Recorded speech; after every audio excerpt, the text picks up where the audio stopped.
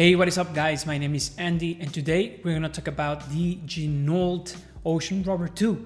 And this is my first week with this watch. Today, customary wristwatch check. I am wearing my two-door 36 right here.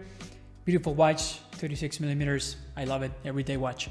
So let's talk about this beauty that we have right here. I am calling it the controversial beauty because yes, there's a lot of controversy about this watch, and it is a beautiful, beautiful watch. So you're wondering how has it been in all this week that I have the Ginault, and I gotta say this watch is pretty darn good.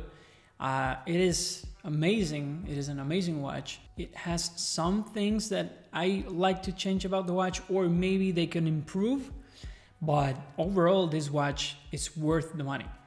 So let's begin.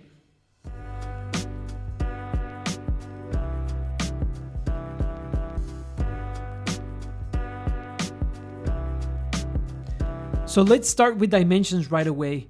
The Ocean Rover 2 has a case of 40 millimeters in diameter, a lock-to-lock distance of 47 millimeters, a lock width of 20 millimeters. It has a screw-down crown, 300 meters of water resistance or 30 bar, and a 120 click bezel. Speaking of which, this bezel is ceramic.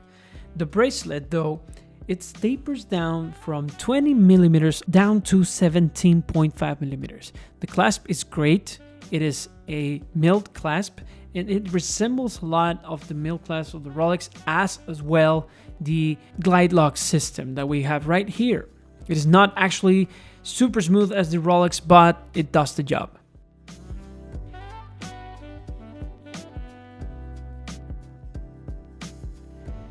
The dial on this watch is amazing. You can go either vintage with the gold sand lume or a little bit more modern with the white Smurf lume.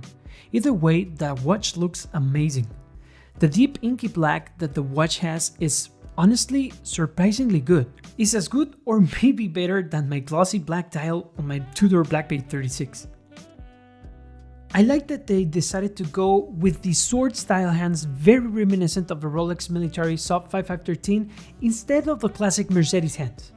The dial is almost the same as the military Sub, but the only difference is the second hands that has a lollipop style but with a different tip at the end. And well, let's not forget about this very, very rich red that the second hands have. It is very well done and I love how it goes with the whole watch. Let's not leave behind this magnified date window that is very iconic from the Rolex Sub. And I gotta tell you, many homage watches have been trying to do this date window with a magnifier, but they only disappoint. But the Ocean Rover 2 does it very well. For me, it's very similar to the Rolex magnifier. It is very legible, no weird reflections at all, because it has a clear anti-reflective coating, so that really helps. Okay, maybe you're asking, but Andy, how does it wear? Well, the Ocean Rover 2 wears very good and comfortable on wrist. Actually, as I said in my last video, my first impression was that the watch felt surprisingly small for the 40mm in diameter. So I only can say that it wears more like a 39mm watch. So if you have a 6.5 inch wrist, it's gonna wear perfect. For reference, my wrist is 6.7 inches. I really think that this could be your only watch in your collection. It's tough, it has 300 meter water resistance, you can dress it up, you can dress it down, wear it with a tux or wear it with t-shirt and jeans. And thanks to the glide lock system, wearing it on winter or summer, it's not gonna be a problem. Okay, so my only negative that I have with this watch is about the bracelet and clasp. The bracelet is good, but sometimes it's very squeaky. I think it just needs a little bit of oiling, but it's very annoying. The clasp, on the other hand, needs to refine some details. The glide lock system is not as smooth as I was expecting, but I'm nitpicking here. The other thing that is missing here is the logo on the clasp.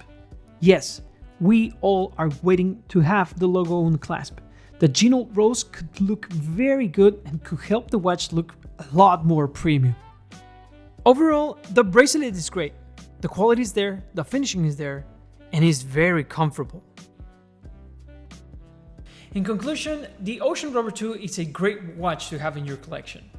That is, if you forget or don't even care about the controversy that the watch has. Well built, great quality, and now with the new ETA movement that this watch comes with and the new ceramic bezel, it's a no-brainer.